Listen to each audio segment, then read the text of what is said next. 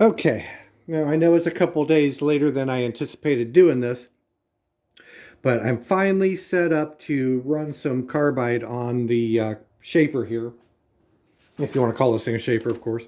But first things first, I wanted to give a shout out to George of George's Basement Shop. He was kind enough to send me a sticker and a wonderful note, and I think he's pretty darn new to the YouTube machinist movement. So hopefully there'll be some more interesting videos coming up from him in the near future. But I just, I really appreciate the fact that he's got a handmade channel sticker, which, is kind of one of those things that, really appeals to me anyways. But, oh, I just noticed that looks like a micrometer. That kind of looks like a pipe cutter. Ha, that's cute. I love it. Anyways, I'll put a link to his channel in the description. Anyways, let me set this aside for the moment. Right now, I've got this thing set up to basically where it'll just scratch the surface of this piece of steel here. It's not perfectly level in the vise, but the idea is I kind of want it to be, pretty aggressive on the leading edge of it anyways.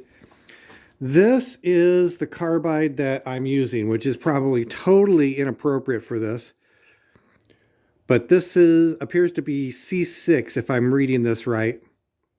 It's kind of hard to make it out, but anyways, when I got this mill, it came with a few of those pieces of carbide in it.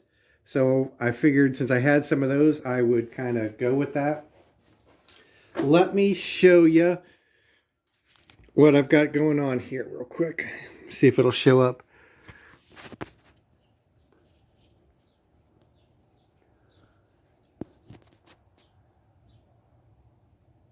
Yeah, I don't know how well it's going to show, but at any rate, I have a pretty significant chamfer right on the edge of the steel here, and it's less and less and less as it goes over to about right there.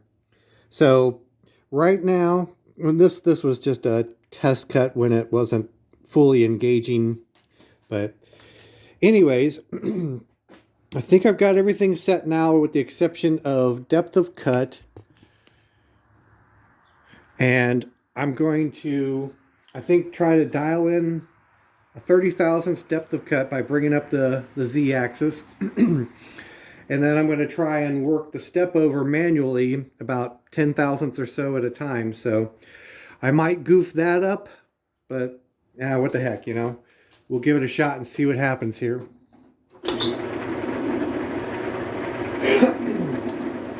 All right. Up 30 thousandths.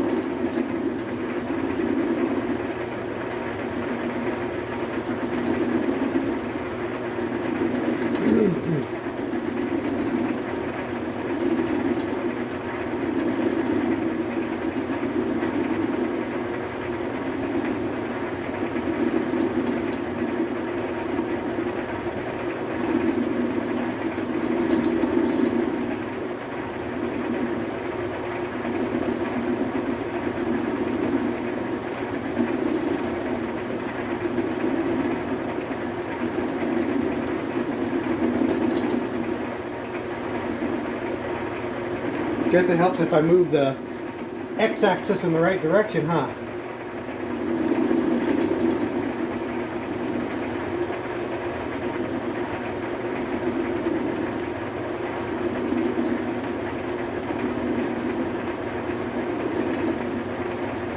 There we go.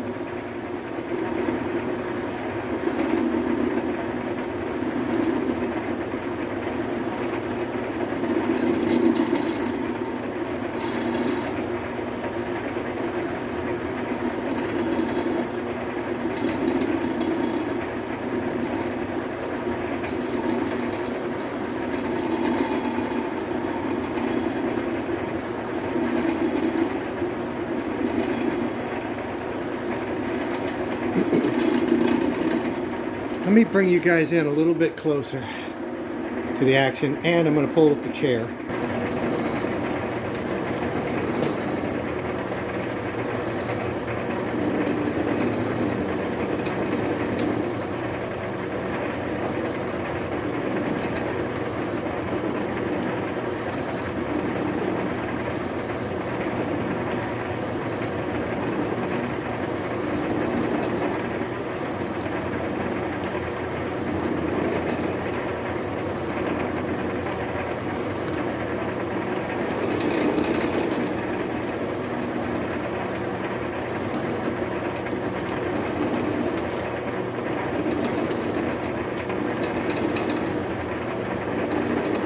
Going a bit more aggressive on the step over.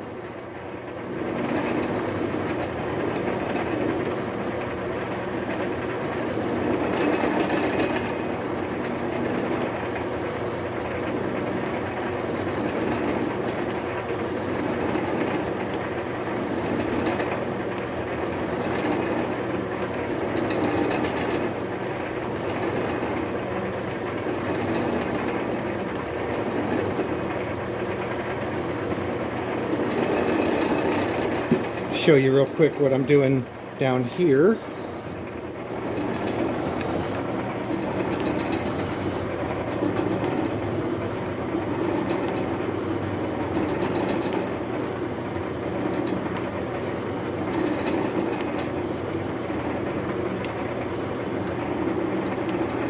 So it's definitely not consistent, but stepping over nevertheless.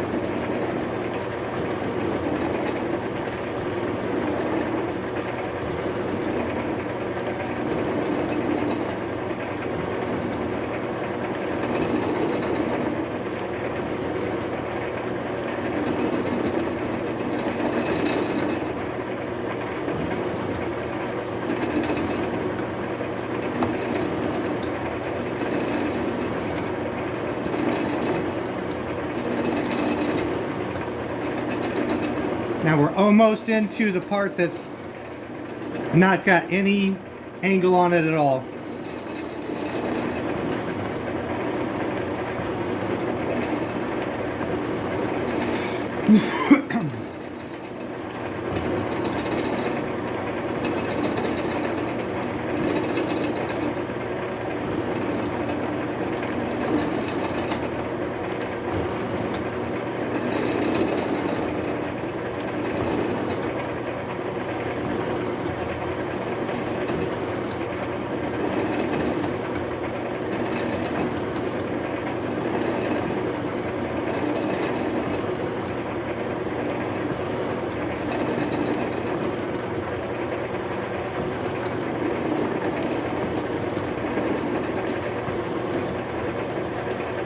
Well, I guess technically it's not really proven to be much of a test so far, but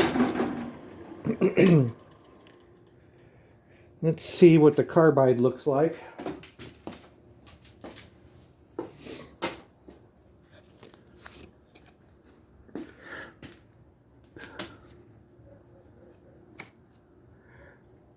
Corner looks like it's still intact. I am half tempted to dial a little bit deeper, but I just don't know if it's going to have any good results or not. I mean, technically, the idea was to try to run this thing deep enough and hard enough that it would eventually break, but I mean, so far that's not the case, obviously. But anyways, I will consider whether or not to do a take 2 on this sort of thing. But it's, made some pretty decent sized chips. And unfortunately, my shaper experience is kind of low, so I never really knew for sure how hard I could push it under optimal circumstances. Because pretty sure, as best as I can recall, this is harder than I would have ever pushed, well, either of the shapers in the past. Well, maybe I pushed the step toe a little about this far, but I definitely didn't push the Atlas very hard. Anyways, I'm going to debate whether or not to do a part 2 on this, and I'm going to go ahead and upload this, and I'll catch you guys later.